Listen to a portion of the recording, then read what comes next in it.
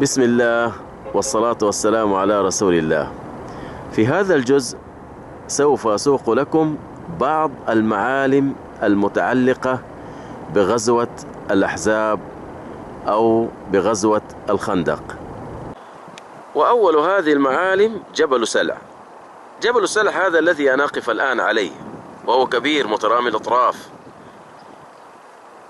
له فروع كأنها أجنحة، وهو يقع غرب المسجد النبوي، يبعد عنه تقريبا حدود 500 متر. الآن أنا أوجه الكاميرا إلى الجهة الشرقية، ونجد هناك منائر المسجد النبوي، لاحظوها. فالجبل يبعد غرب المسجد النبوي حدود 500 متر.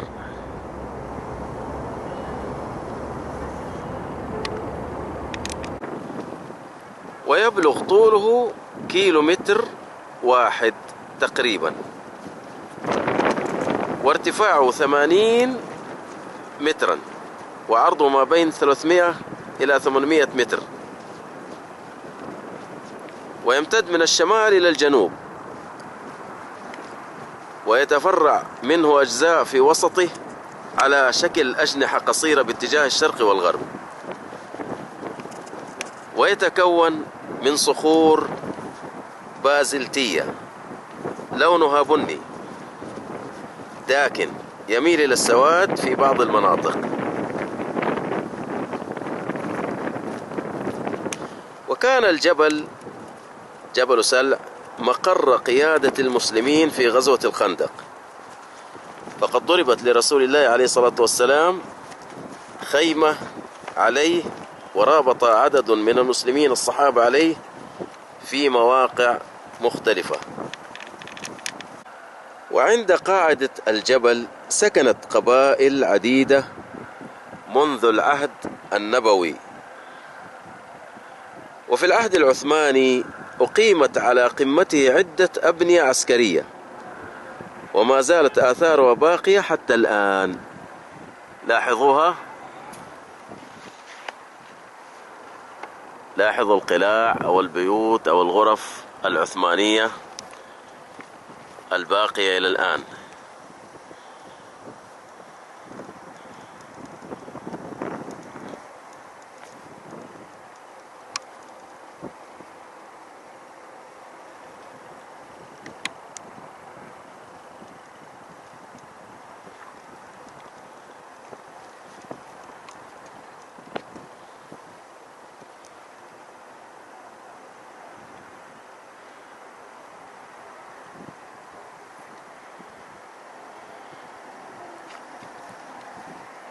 وهنا أيضا يوجد مبنى لكنه مهدم.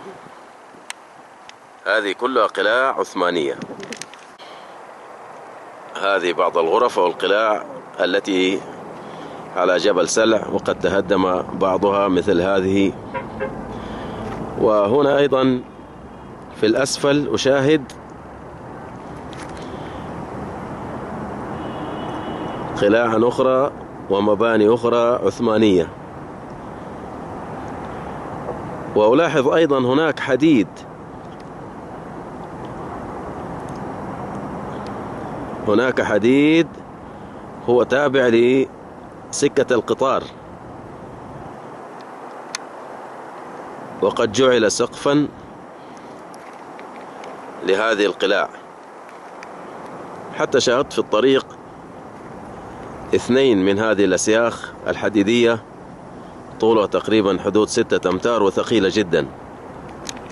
وفي عصرنا أحاط العمران بالجبل من كل ناحية، حتى صار جزءا من حدود المنطقة المركزية بالمدينة المنورة. لاحظوا العمران ما شاء الله لا قوة إلا بالله، أحاط بجبل سلع من جميع الجهات.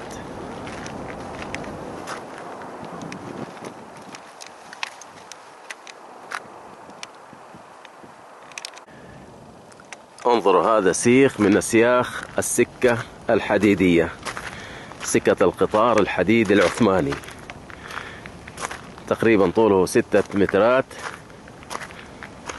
والحقيقة مرة ثقيل، ثقيل جدا.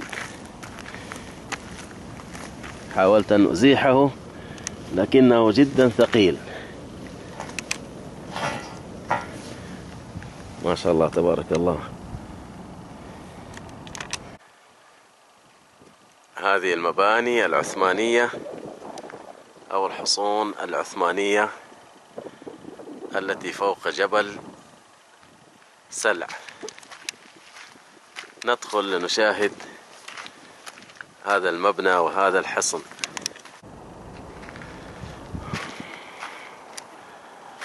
الآن صعدنا إلى الحصن. انظروا ما شاء الله تبارك الله، أسقفه من الخشب، وهناك النوافذ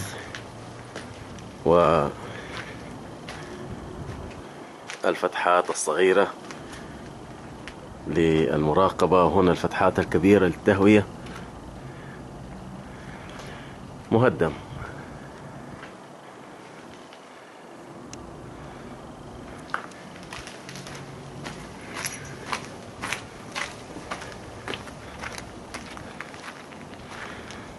وهذا امتداد جبل سلع. هناك أيضا نشاهد بعض الغرف أو الحصون العثمانية المهدمة. وانظروا إلى الأسقف، كانت مبنية من الحديد، حديد سكة القطار.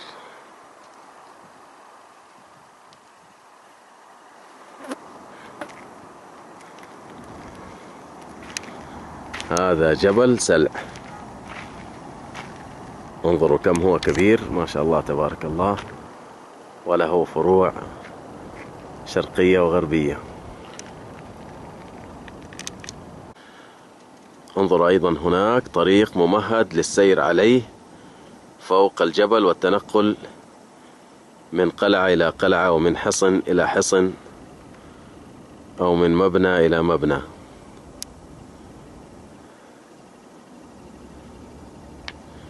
هم كانوا يسيرون بالخيول والحمير وبالأرجل، فحتى سككوا طريقا ومهدوا طريقا للمشي فوق الجبل.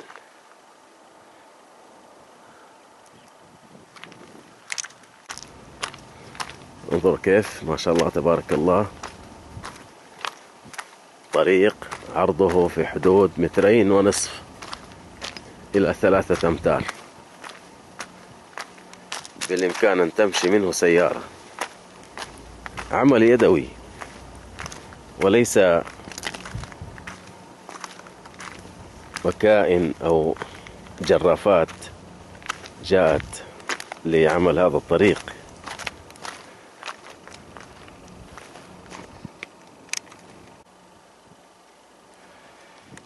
وهنا أشاهد أيضا سيخا من أسياخ سكة القطار.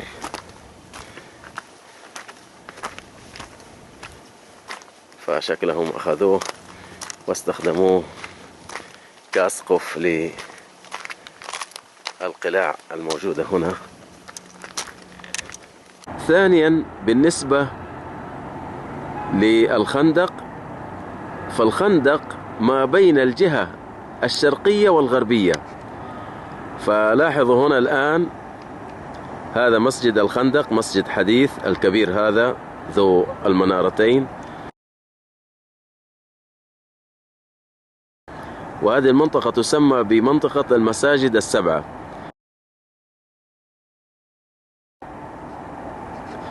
وفي الجهة الغربية هنا من مسجد الفتح توجد الحرة الغربية، اللي هي حرة جبل وبرة أو أطم المذاد. هذا الآن أطم المذاد. من هنا بدأ حفر الخندق ويمشي على شكل دائري أو نصف دائري، يأخذ نصف دائرة، وهو بجوار جبل سلع. الآن هذا جبل سلع الذي نجده أسفل الصورة، هذا جبل سلع الذي أنا الآن أقف عليه. فيمشي الخندق من هنا ما بين جبل سلع والجبل الذي نراه هناك، فيمشي هنا الخندق من وسط هذه البيوت إلى الجهة الشرقية.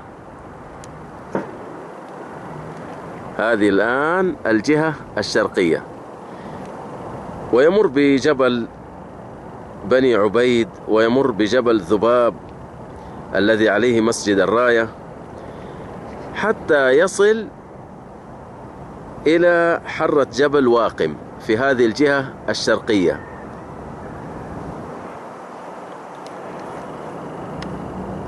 أو عند مسجد الشيخين في حرة جبل واقم. هنا ينتهي الخندق. إذن هذه الجهة الشرقية، ويمتد من عندها الخندق إلى الجهة الغربية. إذن كان المطلوب من الخندق أن يصد المشركين الذين سوف يأتون من الجهة الشمالية. هذه هي الجهة الشمالية التي أمامي، لأن هذه الجهة كانت مفتوحة. أما الجهة الشرقية والغربية فيها جبال وفيها حرات صعبة المسلك، والجهة الجنوبية فيها مزارع.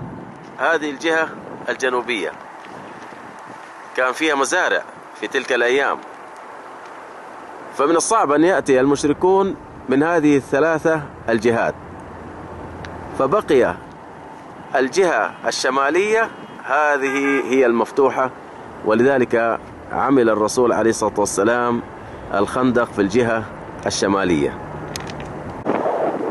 طبعا الآن اختلفت تضاريس المكان، وقد أزيلت الكثير من الحرات ومن الصخور والجبال الصغيرة، وبنيت البيوت وسككت السكك، فاختلفت المعالم التابعة للخندق. لكن هذه صورة تقريبية لمكان وجود الخندق في الجهة الشمالية ومن أين وإلى أين.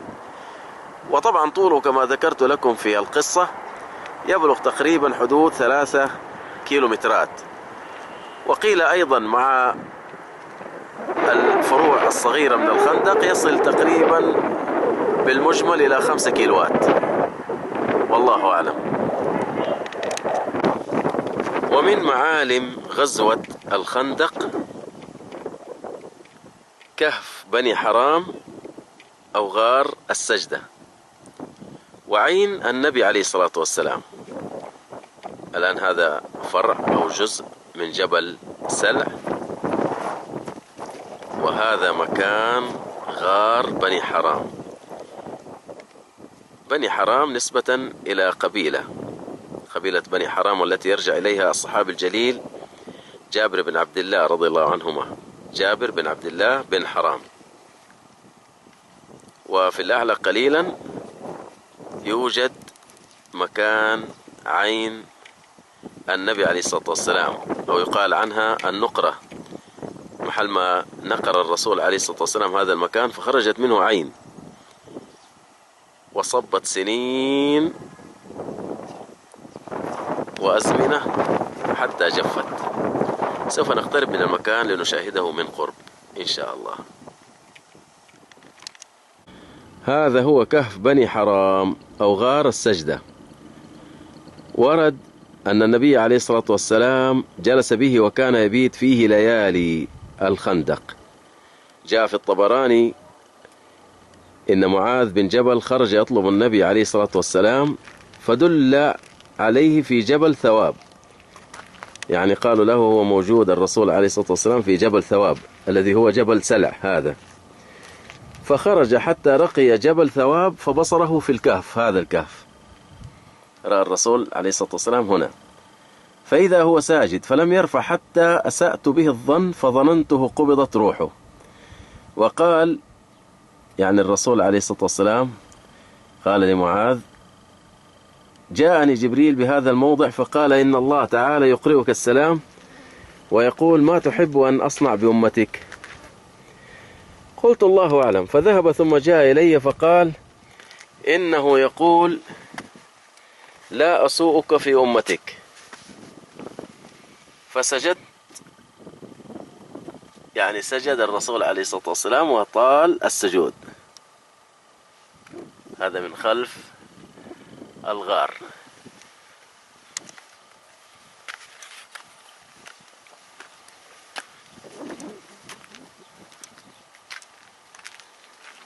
هذا الموضع الذي كان عليه الصلاة والسلام يستريح فيه في ليالي الخندق عليه الصلاة والسلام. أما بالنسبة للعين فالعين هناك، سوف نصعد إليها إن شاء الله الآن. وهذه عين النبي عليه الصلاة والسلام التي نقرها ففاضت ماء.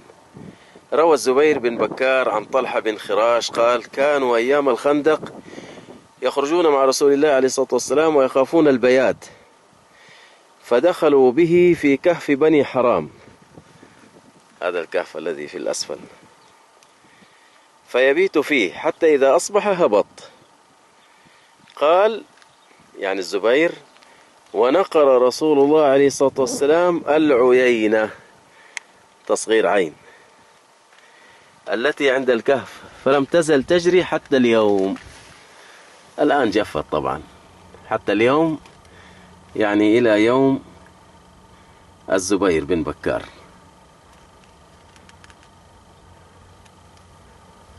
انظر كيف ما شاء الله تبارك الله، من هنا كانت تفيض العين، وهذه آثارها على الصخر. انظر آثارها على الصخر وتصب وتنزل، سبحان الله. وهذا جبل سلع.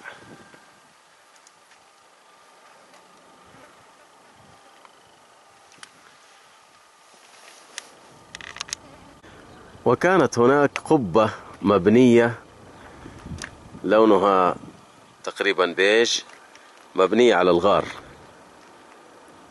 لكن قبل عدة سنوات هدمت، وكان يوجد أيضا عليها حارس حتى يمنع الحجاج من البدع أو من فعل أشياء شركية، لكن الآن هدموها وصارت الصخرة على أصلها. هذه صورة قديمة نشاهد فيها القبة التي كانت على كهف بني حرام أو غار السجدة قبل أن تهدم. وهذه صورة أخرى للقبة التي على كهف بني حرام أو غار السجدة، صورت من أسفل جبل سلع.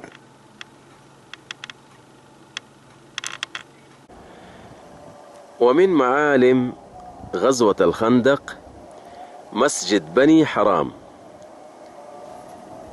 هذا الذي تظهر منارته بين البيوت، وهو موجود في شعب بني حرام. وكان مكان هذا المسجد بيت الصحابي الجليل جابر بن عبد الله بن حرام، الذي دعا الرسول عليه الصلاة والسلام إلى طعامه، وحصلت معجزة تكثير الطعام، وطعم جميع الصحابة رضي الله عنهم في بيت جابر بن عبد الله بن حرام رضي الله عنه. فهذا المسجد مكان بيتي بالتمام، سوف نقترب منه إن شاء الله ونصوره من قرب.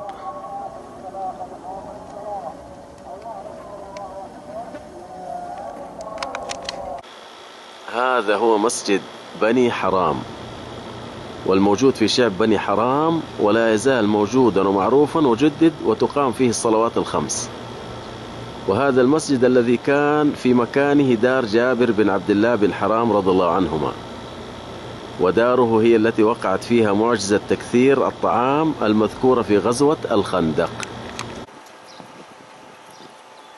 وهنا بوابة المسجد.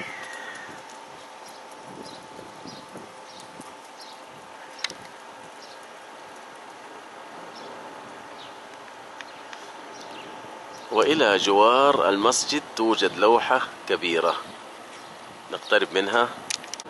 هذه اللوحة مكتوب عليها شعب بني حرام رضي الله عنهم. وإلى شعب بني حرام انتقل بنو سلمة في عهد عمر رضي الله عنه، وقد كانوا طلبوا من النبي عليه الصلاة والسلام أن ينتقلوا من منازلهم في القبلتين من أجل بعدهم عن المسجد النبوي، ولأن السيل ربما يحول بينهم وبين صلاة الجمعة، فقال لهم عليه الصلاة والسلام: يا بني سلمة دياركم تكتب آثاركم. ولعل عمر رضي الله عنه أذن لهم في الانتقال من حرتهم إلى بلاد بني حرام، لأن بيوتهم كانت مكشوفة للعدو ومعرضة لغاراته في عهد الرسول عليه الصلاة والسلام. أما في عهد عمر رضي الله عنه فلا خوف عليهم من الغارات، وأصبح الدين في الجزيرة العربية كله لله.